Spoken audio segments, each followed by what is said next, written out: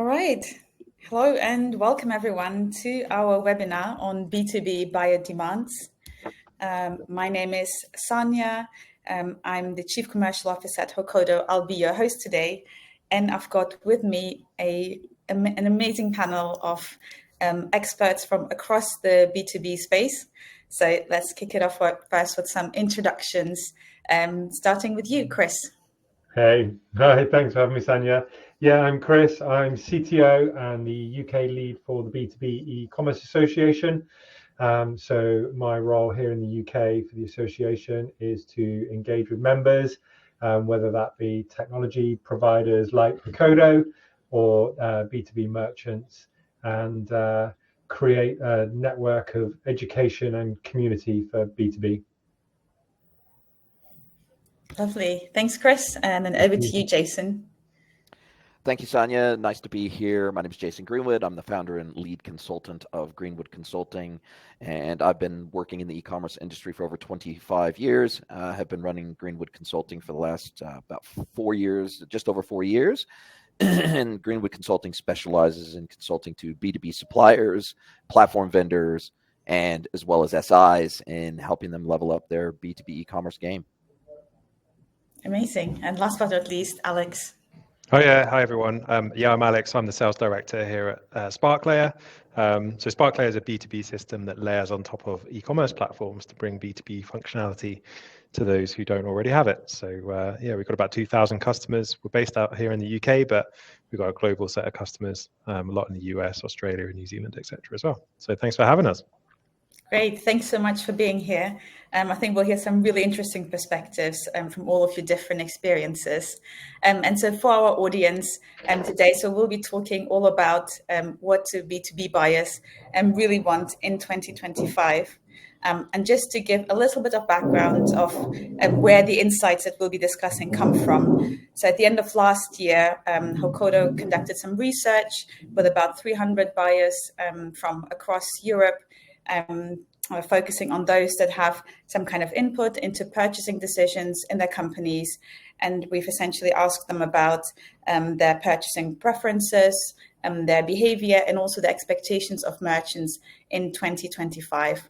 And out of that research came a report that we put together that's available on the Hokodo website. And now what we'll be doing is really diving deeper into the insights and discussing what can merchants really do this year to meet those buyer expectations and demands. All right, so before we kick off, also just a quick note to our audience. If you've got any questions, then please do drop them in the chat. We'll be trying to weave them into our conversation, but we'll also leave some time towards the end to do a little bit of Q&A. All right, so then without further ado, let's jump into the first theme that emerged from this research, which was all about omnichannel. So this is, probably not a new keyword for anyone operating in the B2B space, but an interesting finding from the research was really that about 84% for buyers, they want suppliers to be active on multiple sales channels. So whether that's e-commerce websites, physical stores, over the phone, or other channels as well. So what do you think is driving this trend? Maybe starting with you, Jason. Yeah, no, this is something that I'm seeing firsthand in the market, and I've actually coined 2025 as the year of meeting customers where they are. And what we're seeing, and particularly outside of the United States, where channels like WhatsApp, Slack, Teams, etc., are extremely common in terms of both communication, support, transactions, etc., in the B2B world. A lot of that is actually happening through those traditional communication channels, and including email. And so what we're seeing is that most of the manufacturers and distributors that we work with, they want to make sure that they get the highest level of ROI out of their commerce technology investments that they can. And it's all fine and good to have an adoption plan to try to get your customers into your e-commerce portal or onto an EDI integration or a e-procurement integration. But the reality is there's a certain cohort of buyers in the B2B world that are just not ready. They're not ready to move to those, modern digital channels. And we have to continue to meet those customers where they are. And modern digital technology allows us to do that. And multimodal AI in particular, with platforms like Motivate and some other e-commerce platforms have some of this functionality natively built in. They can take emails with PDF POs or CSV POs attached. They can automatically parse those and automatically map those directly into the commerce system as if the customer logged into your trade portal and placed the order directly through there. And it's the exact same thing through these other channels, WhatsApp and Slack and Teams and everything else. And so, and it's the same with quote requests. It's the same with product search. It's the same with order search. All of this can be done through these channels using multimodal AI. And so this is something that I'm seeing as an absolute expectation, both on the buyer side, which says, don't force me into your portal for everything. I know it's convenient for you, but it's not always convenient for me. If I'm on a job site, for example, and I normally just ping my account manager, hey, I need you to ship this over to this job site. Here's the address. That's the way they do business. And so they want to continue buying with you, transacting with you, and getting service by you in the channels that they are comfortable with. And if you want to get great ROI out of your commerce investments, you have to be able to support customers through these, what many would consider legacy channels. That's really interesting. And I'm sure we'll touch on the A word on AI more later in the conversation. But Alex, what's your perspective? What do you see? Yeah, I think Jason's hit a few really good points there. I think there's definitely a really good part of this, which is just purely down to the legacy of how B2B customers have historically been buying. And oftentimes that hasn't been online. That's quite a relatively new thing in the B2B world, although albeit e-commerce has obviously been around for a long time now. I was trying to rack my brains a little bit about why that might even be the case in any way. And I suppose in many ways, it's just due to the size of a typical B2B order. They're typically large AOVs. They're typically, or can be, quite complicated products, maybe quite complicated orders that you'll be putting through. So if you're not talking about small little transactions happening here, although in some cases you are from a B2B point of view, but let's assume that these are larger transactions, you probably want to be able to speak to somebody and check the details of your order, or maybe you don't feel comfortable doing that online for the first time and you want to speak to somebody face to face. And so I suppose in many ways it's the size and nature of the type of things that people are ordering in a B2B order sense that would probably drive that behavior of just having, safety nets and checks and things like that by being able to speak to somebody about it. Yeah. And what's interesting, I think it touches on what you mentioned, Jason, which is kind of the next question around, meeting buyers where they are and where they are ready to, to shop and to transact. And so one of the other findings from that report was that while a channel like telesales seems to have gone down in popularity, and it doesn't seem to be kind of the preferred way that most B2B buyers want to purchase. However, there does seem to be kind of a growing popularity in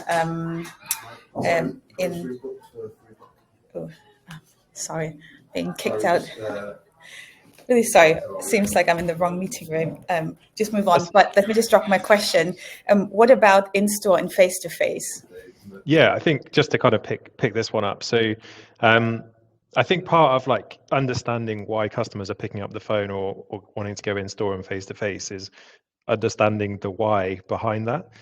So Chris will probably be able to kind of talk to this a little bit more as well. But understanding why your customers are behaving in the way they're behaving unlocks quite a lot of answers for you as to the sort of trend that you're seeing. So let's say you've launched an e-commerce store for your customers to buy on.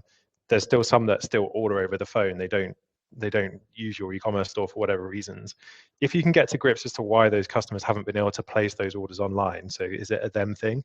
It might be, but it might also be that that particular product isn't easily available, or the information that is required for someone to be able to make that purchase isn't on the website. It isn't just as simple as like that one customer might not be able to order. If you can look into the reports and like the analytics behind the scenes and say, actually, it's typically orders of a certain AOV that people are coming to us and calling to us about, rather than the low AOV orders, or it's a certain product that's always contained in that specific order.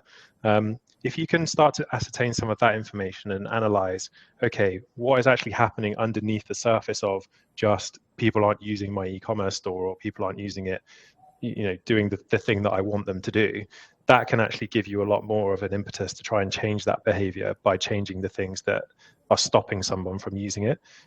So I'd say, using analytics, and analytics is a sort of a broad term for just, dig underneath the data a little bit more to try and figure out, okay, what is actually behind that behavior of people using those other channels.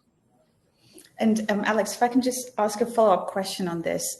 Do you also see similar behavior in terms of, multiple channel use by buyers, similar to B2C, where, for example, some consumers nowadays, they might go in-store to have a look at, say, the phone that they're interested in, but then go home and then order it online, or vice versa, kind of do some research online and then go in-store to kind of touch and feel the phone before they actually make the purchase? Yeah, definitely. I mean, Chris and I actually bumped into each other at a trade show a few weeks ago, and it's funny because a lot of the B2B buyers that were there were doing exactly that. They were going and doing a bunch of research at this trade show, figuring out what it is that they want to stock, and then the likelihood is that they're going to go after that and figure out which of those is the easiest to order from, which ones are going to follow up with them. Those are the ones that are going to win the business ultimately. So it's a slightly different iteration of that same type of behavior of going and doing the research and then going away and thinking about it and then doing the order from the comfort of your own home or office or wherever that might be. Yeah, that makes sense. Well, it sounds like, at the very least, as a merchant, you want to be offering, multiple sales channels for your buyers. But Jason, maybe back to you. Is there a risk that, as a merchant, you might be trying to spread yourself too thin and, by trying to do lots of different channels, potentially, not offer a great experience kind of across all these different channels? So what advice would you give to businesses who are now thinking, okay, I do want to offer multiple channels, but, how do I do it in a way where, each channel kind of provides a seamless experience to my buyers?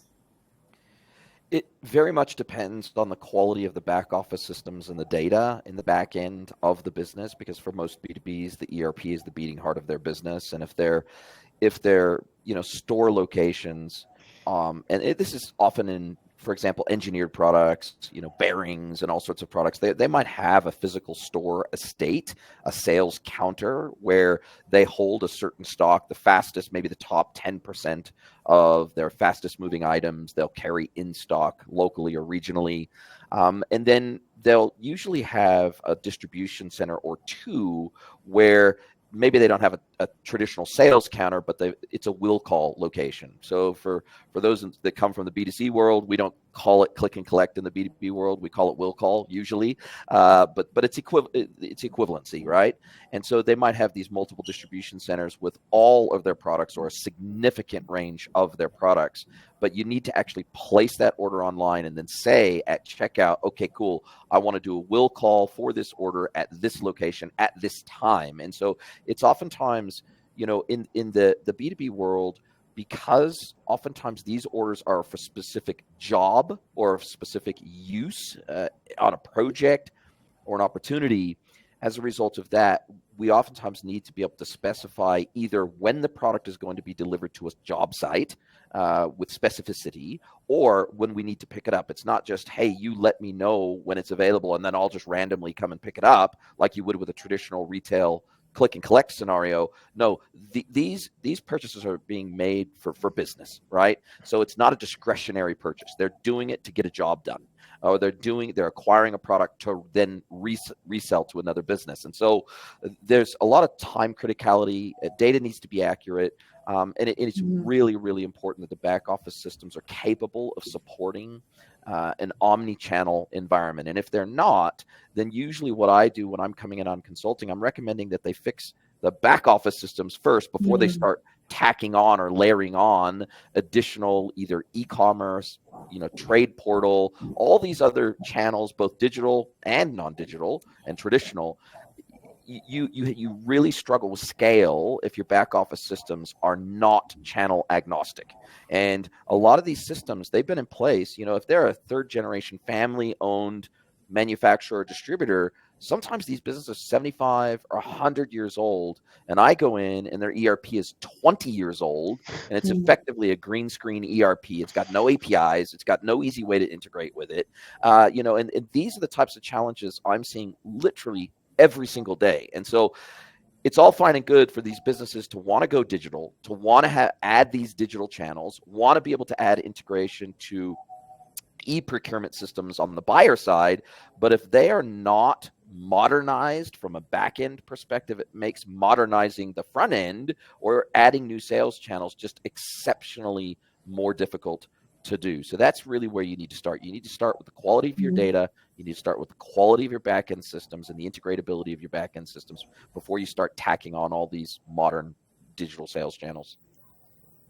Yeah, that sounds like pretty sound advice before jumping into kind of the sexy front end and user interfaces. And that brings us, I think, nicely to the second theme that emerged from the research, which is, despite kind of the popularity of omnichannel, the one channel that, really, nowadays you do want to get right is, of course, e-commerce. And Chris, I think this one's for you to start with, which is, so much is changing in e-commerce. And we had, Jason had already mentioned, of course, also latest developments in technology, like with AI. So from your perspective, what do merchants really need to do in 2025 to keep up? Yeah, it's a really good question. I think, Jason's just kind of started off by saying some businesses, their first order of business is major surgery. It's kind of like, let's start with the backbone of your business. Spinal surgery is our first step. And that can be like really daunting. And the first thing that jumps into your head is cost, time, risk. So many things come along. And, there is a good side to that, though, that if you are a business and you've been going for 75, 100 years, you are just transforming. You have built an incredible business. You don't need to fear it. You need to embrace the idea that the technology will do what you want. And there are surgeons out there who can do it with skill and experience. So I would say to merchants who are doing it is education is key to start with, is start learning, start arming yourself with a common knowledge so that you can speak to an expert. So when they're saying things like EDI, ERP, OMS, WRP, and the 100 TLAs that we've got in B2B, you know what they're talking about. And then find people who can support you as well. Get experts, surround yourself with experts, people like Jason, people like Alex, people like you, Sandra, who know in their lane what the risks are, and bring together a small pod of people who can help you, because it's a lot cheaper to plan than execute than it is to execute and recover.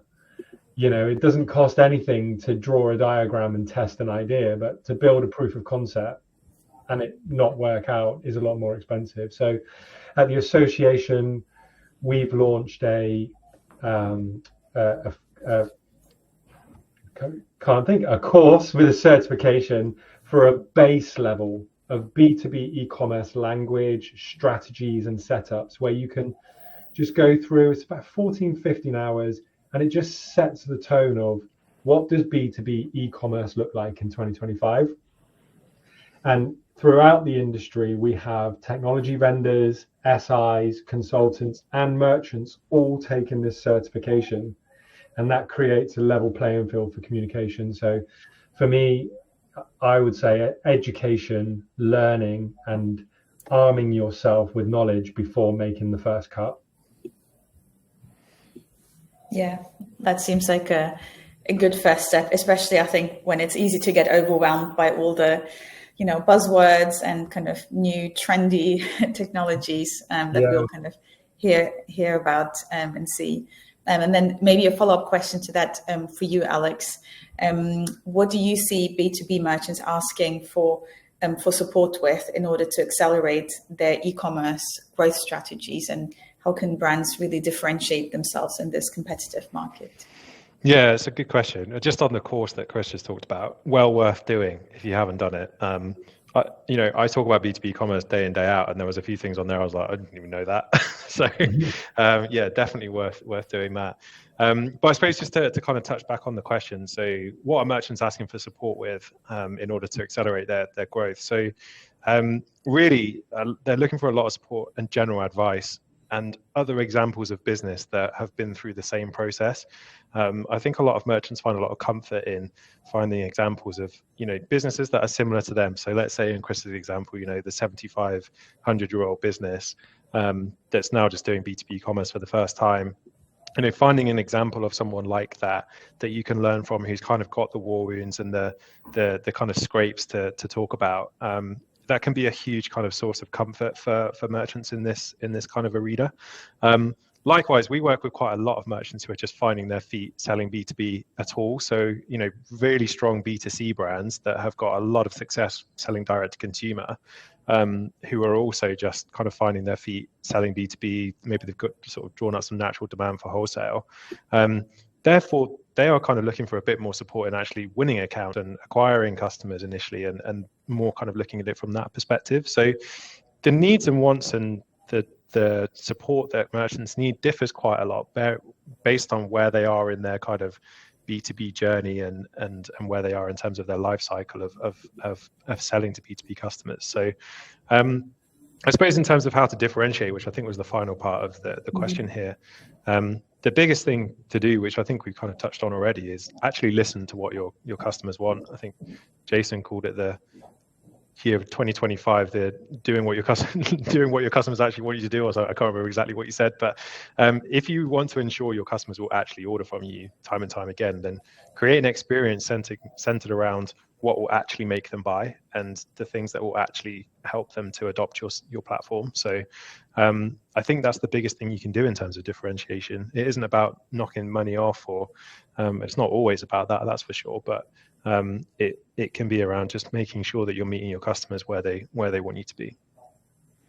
Yeah, Just no, as it a sounds like. Yes, sorry, go ahead, follow Jason. on to that. So I think one of the biggest challenges I see that B2B suppliers have is that they're doing almost everything based on assumptions. So when I come in, one of the first questions I ask is, what research, what customer research, what conversations have you had, what canvassing have you done? Have you sent a questionnaire? Have you had a dialogue with your top 25% of your customers? And have you broken it down into cohorts of customers likely to adopt digital channels, customers that might be on the fence to adopting digital channels depending on how good they are, or the ones that you think are very unlikely to adopt digital channels for whatever reason? Have you broken those down into some cohorts? Have you had the dialogue with them? Have you given them a safe space, a safe environment where they can tell you the things they love about doing business with you, but then conversely, the things that are either they hate about doing business with you or that are very challenging to do business with you? Have you given them a safe space? Because oftentimes you need a third party to come in and ask those questions. Because if I have a 10-year relationship with my account manager, Bob or Jane, my account manager, and I really like them and they give me good service, I'm most likely not going to feel safe or comfortable telling them the 1, 2, or 3 things that I really hate about doing business with their employer. And so, the questions also have to be very, very nuanced. When I go in and I run these types of customer discovery sessions on behalf of my clients, so if you just ask a generic question like, hey, if we were to offer e-commerce to you, would you use it? Right? Well, and 9 times out of 10, the customer will go, well, no, I like Bob or Jane, my account managers, and I do everything through them, and I love the service that they give me. But then if you further nuance it and you say, well, okay, cool, if you could continue to send your email orders through to Bob and Jane, and they would still give you the same level of service they do today, but you could log into a trade portal or log into a customer portal, and you could check what items we've got. You could do research. You could download collateral around those products, material safety data sheets, exploded drawings, etc. You could check on the stock status. You could check your price. You could check your MOQs. You could check your buying increments. You could place a quote request for a specific item or group of items, or request new items that you don't carry. You could trace an order from the time it leaves the supplier's warehouse to the time it hits your receiving department. If you could do all these things, if you could check the status of your credit account online before you make a purchase, or you could pay down your statement online. If you could do all these things, but you could continue to transact the way you transact today, would that be of interest to you?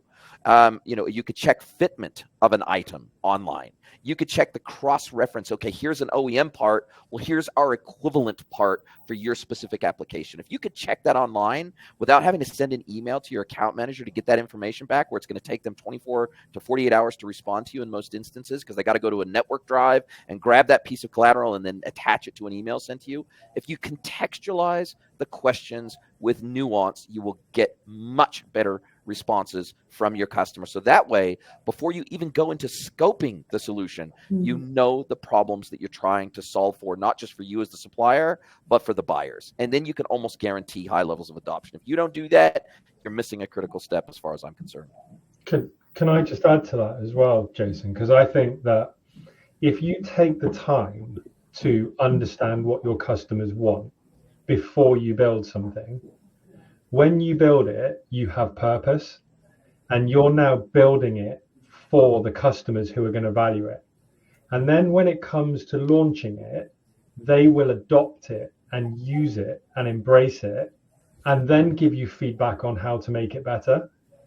And if you skip that really early step of asking them what's going to make your life easier, and you just jam something down their throat, you've just burdened your business with a cost forever. And that first step of asking the customers, and I think the other really important factor is they will value your business and your relationship more for asking them as well. Like, they'll see that as a real positive thing. Like, okay, you might not do it, but at least you asked what I want, and how's that going to be better for me? Totally. Yeah, and that's really interesting. So essentially you're saying, work backwards from, your buyer's needs, and first figure out those needs. What about, and then would you say, would you also recommend that, let's say, I figured out what they want. I have an idea of how, I might be able to build a solution or, enhance my current processes to better serve them. And would you recommend also that merchants start with some kind of, small experiment or test or like proof of concept before kind of going like big bang and implementing, a full-blown solution? Or would you say, it depends on what exactly that solution is supposed to be? I think when you're making a technology purchase, you are up against world-class salespeople who do world-class demos of super shiny, exciting things that are always supported by a phenomenal case study. They don't get on the phone and tell you about the 10 people who bought it, who never used it, and now complain about it, even though they never actually even logged in. So you need to understand your needs. Then you need to understand what success looks like. And once you've got those 2 points, that's when you can start to align features. In sales, you're taught to sell features and benefits. That's how you're taught as a salesperson. It's fab. That's what they say. It's fab. Features and benefits. To me, if you're a buyer, that means you should mirror that. Benefits aligned to features. It shouldn't be buy features first and find the benefit. It should be you need to know what your benefit is going to be, and then you align the feature.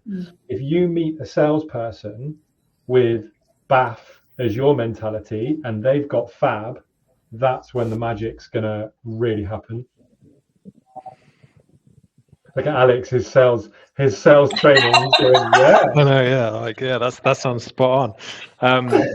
I think I suppose just coming back to that phased rollout question though, Sanya, that's definitely been a successful strategy from the SparkLayer perspective in terms of rolling out to B2B customer base, particularly where you've got a strong cohort of customers that you've had buying from you for a long time. Just getting a few friendly ones to use it to start with, where you can get a lot of feedback from them. The ones that are going to have the most honest relationship with you, that are going to give you the, tell it to you straight if it's not working how it's supposed to, and all of that kind of stuff. Not friendly in the sense of the most affable, that are just going to like go, yeah, no, that looks great, even though it doesn't. You want the friendly ones that are actually going to be your friend and tell you that it's shit if it's shit, basically. So yeah, I think that phased rollout approach can be really powerful. It can help you kind of tweak a lot of things before you then roll it out to the masses and do it on a group by group basis. But I know that Jason's done this before, where he's gone through that phased rollout approach, and Jason's been the person to then poll the customers on that feedback and get that honest opinion on whether it's actually working or not for them, which can be a really good approach if you can get someone who's independent to get that feedback, so you don't have this kind of biased view of like, well, I don't want to offend Alex because I really like him and I've been buying from him for 25 years, but this website's terrible. Then Jason can actually get that kind of feedback, or Chris or someone like that, gather that and help to kind of then optimize from that point. The one gotcha with proof of concepts that I run into time and time again is that most platform vendors won't contractually allow you to just use their platform for a proof of concept unless you specifically request it and you get them to make an exception in their subscription model or their licensing model or whatever it is. Oftentimes they want to lock you in for 12, 24, 36 months. And oftentimes, the biggest discounts come with like a 36-month subscription to the platform. And so once you've bought in, if the proof of concept doesn't work out the way you think it's going to work out, it makes it very, very difficult to get out of those lock-in contracts. And you might be paying, I've seen this in many, many instances where B2B suppliers, manufacturers, distributors, they are paying for a license that they never use. I know of one of the world's largest manufacturers working in a very specific vertical that they paid over $1 million in licensing for a major SaaS e-commerce platform, never deployed the platform at all in their business because in their early tests, it just didn't do what they assumed and expected that it could do in their business. They never actually went live with that platform, and they paid $1 million in licensing costs. So the proof of concepts can be very good, but you have to make sure that the vendor partner understands that you are going to be deploying this platform or this technology in a proof of concept scenario, and you need to allow for that and to have an exit clause effectively in your licensing plan, to where if the proof of concept just doesn't work out the way you think it will, that you can exit with no penalty, or at least a known penalty, so that you know what you're getting yourself into if you try to get out early. Yeah, that's a great point, Jason. I think it goes back to also what Chris mentioned earlier about, really being clear in your mind about what success looks like and what are the benefits you're looking to get. And also to what all of you mentioned previously, that if you don't feel confident that you've got the knowledge or that you kind of know all of the unknowns, and then get some support, from people who can help you to make the right decision and choose, the solution that's right for you. Great. Well, now that we've been talking more about kind of the technical solutions, I think this brings us on nicely to the final theme that emerged out of the report. So, of course, we can't not talk about the checkout experience. So going kind of one level deeper within e-commerce. And so one interesting finding that we've seen is that about 81% of the buyers from the research group, they expressed interest in opening trade accounts with their main suppliers, which makes their lives just much easier because they can have, they can make purchases throughout a billing period, and then they just receive one consolidated statement of account towards the end. So this is something that, of course, we offer at Hokodo, and from doing so, we know that every merchant and buyer have kind of unique requirements when it comes to payments and payment terms. And so now my question, maybe for you, Alex, to start with, is how can merchants really improve the checkout experience and meet their specific buyers' preferences regarding payments? Yeah, this is a really important topic, actually. And the first thing that comes to mind here really is that merchants can basically optimize their checkout by changing the payment methods available to different customer groups. It feels like quite an obvious point, but grouping your customers by payment type, it means that you can change the terms that are available to them and therefore you don't run the risk of, going for your most favorable payment terms for somebody who you've never done business with before. And so that would be my top tip for this particular part of this discussion is get your customers out by group, and then figure out which payment terms you want to offer to them on a group level. And then some of the customers that we work with, just as a secondary point to this, have some minimum order quantities or minimum order volumes that you have to hit in order to be able to put an order through with a certain payment type as well. So that can be another way of just kind of gating some of these things, so that that you're getting maximum value out of that order, whilst your customer is also getting maximum value by having this really, really favorable payment system.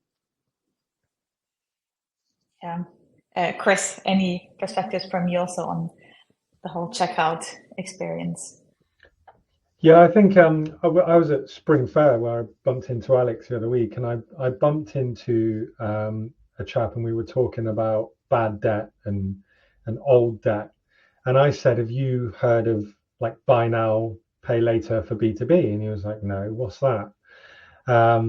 And I think that kind of, for me, just kind of resonates. We take the existence of this technology for granted. Hakodo for me, it's been years and years.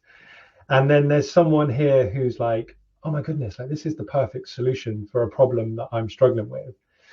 And that circles back to knowing what you want and talking about what you want in a network of people who know what they're talking about. Because if you say, I've got a bad debt problem, someone can come up with this. What's your checkout looking like? How are you letting people check out? Are they, are you giving credit on any order? Because why don't you just give credit to your key accounts and offer Hakodo to somebody spending less than £5,000 and control that programmatically? So knowing your problems is more important than finding technology solutions, I think, and talking to your platform, talking to the experts in your business and saying it's a problem, that will help to optimize that purchase experience. And you'll also, in that conversation, find other ways to step up that checkout as well, because one conversation will open up another. As soon as you've got buy now, pay later, you start talking about credit card rates, and you're like, oh, I could use this plugin to do my payments. Oh, they already partnered with Hakodo. I don't have to maintain a plugin now for my platform. That's a bonus. I've just halved my cost of ownership of my checkout as well. So there's lots and lots of benefits to I don't know, talking about it really. Yeah. Talk about your problems. And Chris, yeah. I think you make a very good point, which is it would be absolutely unthinkable if I was a retailer, right? If I was just a retail brand, or if I was a retail aggregator, it would be unthinkable that I would have one single payment method on my e-commerce website, right? It would be unthinkable. I would probably offering, maybe 2 or 3 buy now, pay laters. I might have Klarna, I might have Afterpay, I might have credit card, I might have Apple Pay, I might have Google Pay. I'll probably have PayPal. So I might have 5 or 6 different common payment methods in my retail e-commerce site, but it is still exceptionally common in the B2B world to have one payment method being trade credit. That's it. Okay, cool. Maybe the credit limit might differ by customer, but that's the only way I offer is I offer trade credit and I offer trade credit terms, and that's it. And, I think Hakodo, as well as other payment methods, and then and to your point, Alex, being able to segment my customers and trying to incentivize the behavior that not only works best for them, but works best for me as a business.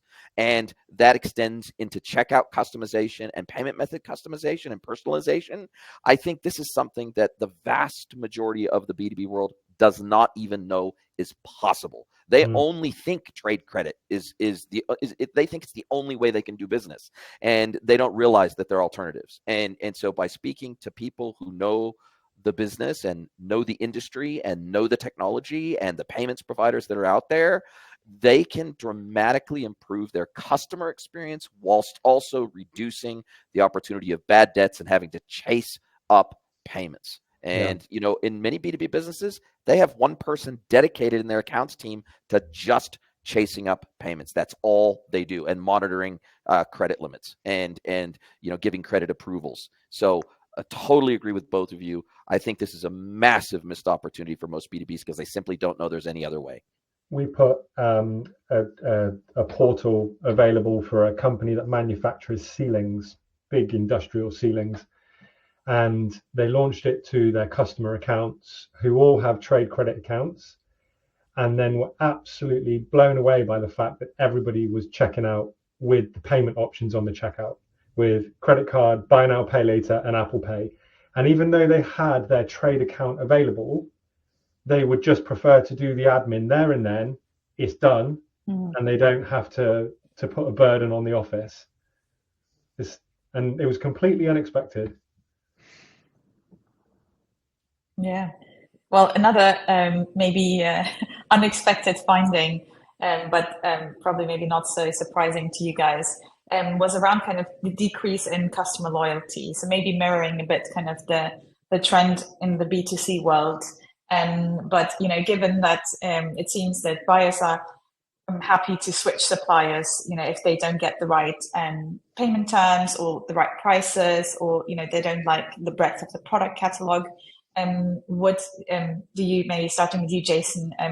What do you recommend? What can sellers do, to drive customer loyalty? What levers can they really pull? I think the key here is understanding why loyalty in the B2B world is decreasing.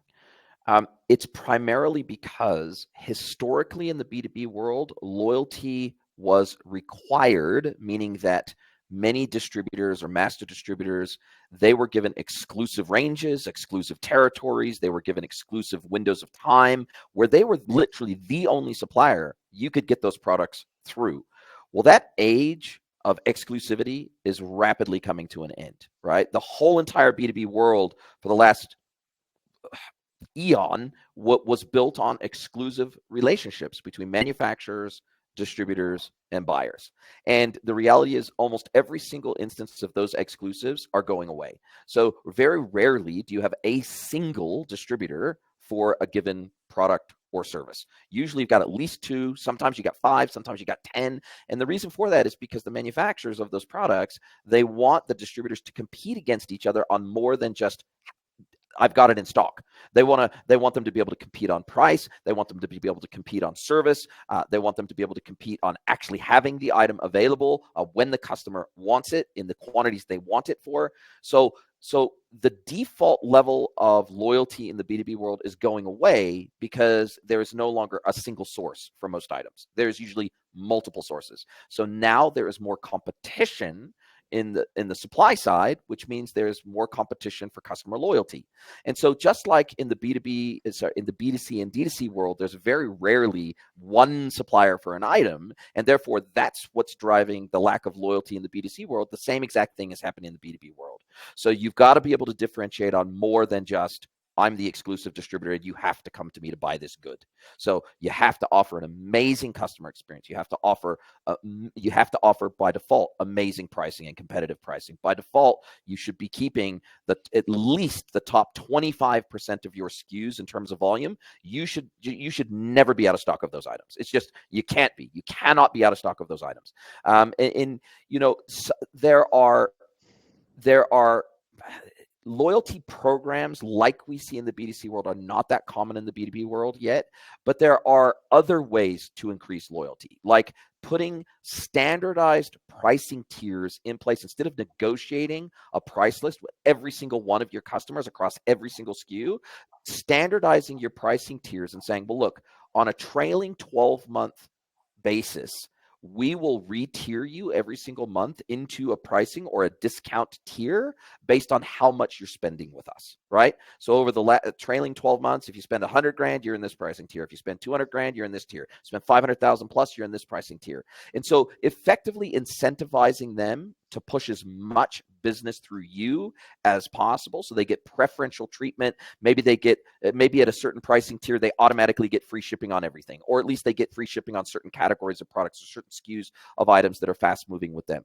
So there's ways, you know, and Alex, this goes back to your point, which is we like to see our merchants segment customers for payment method availability, but we should segment them for just about everything. We should segment them for all sorts of special treatment and special incentives and benefits. By being loyal to us, they get more benefits of doing business with us. And I think that's how you have to treat it. Totally. Yeah, I think I'd say something pretty similar. Like, just as a more anecdotal piece, like we've seen a lot of merchants that we're working with use things like discount coupon codes, kind of that kind of thing to keep customers engaged, alongside having that face-to-face. I say face-to-face doesn't necessarily mean like physically in front of you, but a person at the end of the phone or a sales rep that looks after that account, kind of reaching out to them to have that personal touch as well. Those are the things that people have done to meet the kind of loyalty needs of customers. And I suppose it kind of comes back to the very first question of, you know, what do customers actually want? Well, they want to be able to buy in lots of different ways, and they want to be able to kind of, you know, have someone at the end of the phone or have someone at the end of an email if they need them. So it makes sense that, you know, the ones that we see that have the most loyal customer base are the ones that kind of have that approach to selling, basically. But yeah, I think using things that are more typically, you know, e-commerce, like coupon codes, like discounts, that kind of thing, can kind of keep things new and fresh, and as Jason said, kind of encourage that loyalty and keep people buying again. Yeah, great. I think that's a great note to end on. So we're unfortunately already at time, but this was a really interesting conversation. So thank you all so much for joining us and for this discussion. So just a quick reminder to our audience, you can download the report with all of these insights and more from Hakoda's website, but we also will link to it from our LinkedIn page, as well as where you can find the profiles of our 3 B2B experts. So thank you, everyone, and see you next time. Thank you so much for having us. Thank you for Thanks, hosting. everybody. Bye. Thanks. Bye.